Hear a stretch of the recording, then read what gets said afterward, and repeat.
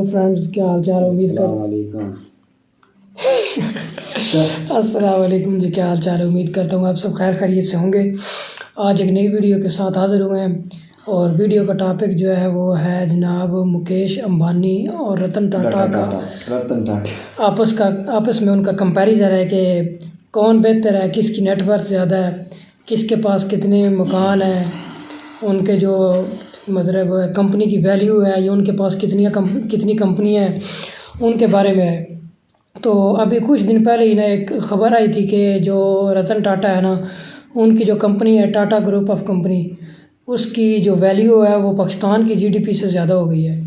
तो उस पर मुझे बड़ी हैरानगी हुई और मैंने सोचा कि एक कंपनी जो है वो उसकी मतलब वैल्यू इतनी हो गई है कि पाकिस्तान हमारे मुल्क की जीडीपी से बढ़ गई है, तो उस पर वीडियो तो होनी चाहिए। तो आज इन दोनों की जो है मुकेश अंबानी और रतन टाटा, उनकी जो है कंपैरिजन वीडियो है, उसको देखते हैं और उस पर अपना रिएक्शन कर देते हैं। तो स्टार्ट करते हैं अपनी वीडियो को। उससे पहले हमारे चैनल को सब्सक्राइब कर लें, वीडियो को शेयर करें, लाइक करें और नीचे अपने तासुरात कमेंट में ज़रूर पेश करें ताकि हमें जो है ना नेक्स्ट वीडियो में मोटिवेशन मिलती रहे और हम ज़्यादा से ज़्यादा वीडियो बनाएं।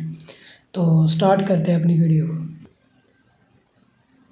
मुकेश अंबानी और रतन टाटा, दोस्तों इनाम सुनते 135 कंपनियां, गड्डियां और आलीशान रहन सहन तो आई ज्यादा होगा, क्योंकि आखिर ये लोग देश के सबसे अमीर लोगों की फहरिस्त में शुमार हैं। किसी ने टेलीकॉम जगत से लेकर पेट्रोलियम तक अपने पैर पसारे हुए हैं, तो कोई देश भर में लोहे, नमक और ऑटोमोबाइल के लिए सबसे ज्यादा जरूरी है। टाटा तो हर चीज बना रहे हैं। व्यापार की प्रतिद्वंदिता देखने को तो मिलती रहती है, लेकिन आज हम बात करने जा रहे हैं मुकेश अंबानी और रतन टाटा के रहन सहन के बारे में कि आखिर कितनी आलीशान जिंदगी है इनकी और आखिर इस रेस में कौन आगे है और कौन पीछे।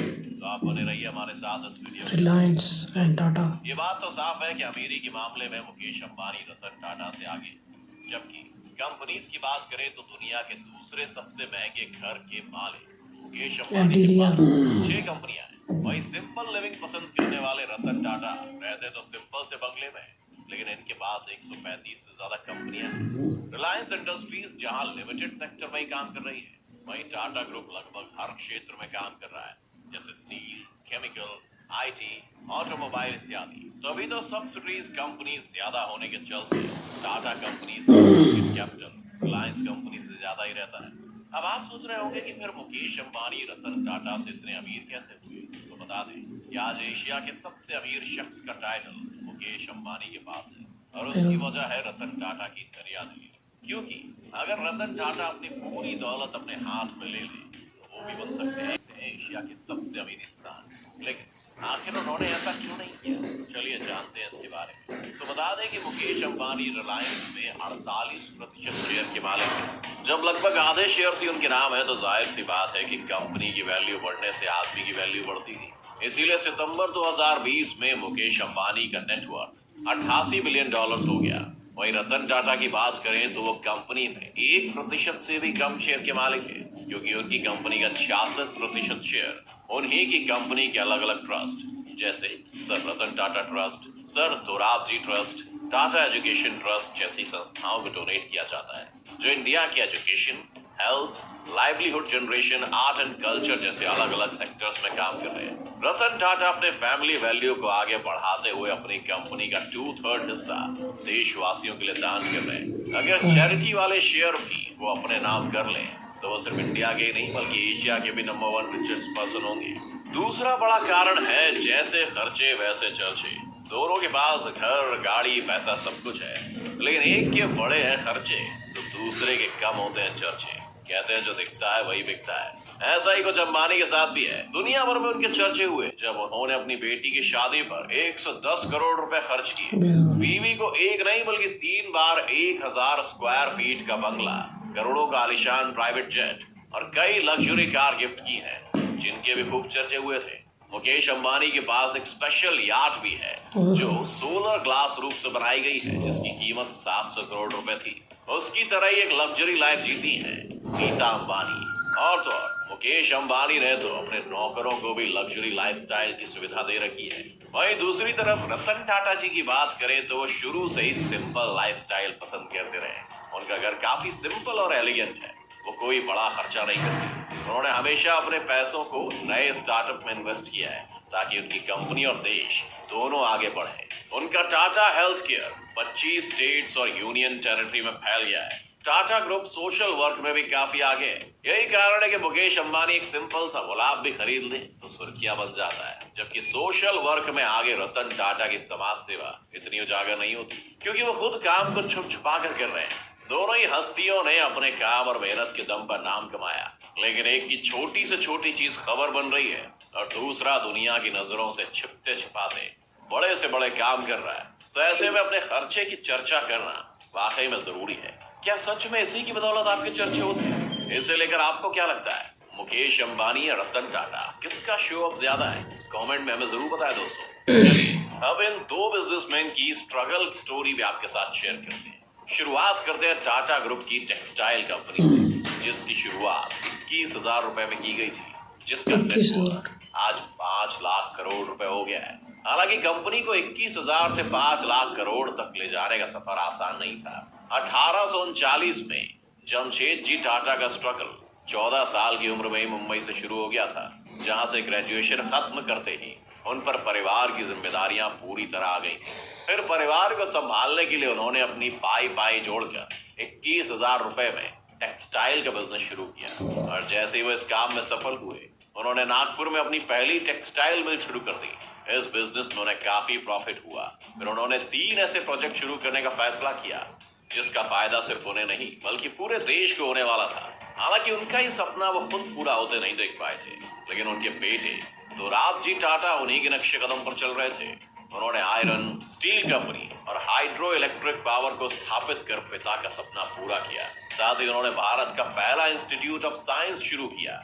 जब उनका भी देहांत हुआ तो साल 1938 में टाटा ग्रुप की सारी जिम्मेदारी जहांगीर रतन जी दादा भाई टाटा ने ले ली और उन्होंने अपनी 14 कंपनियों को चलाते हुए कंपनियों का आंकड़ा 14 से 95 कर दिया।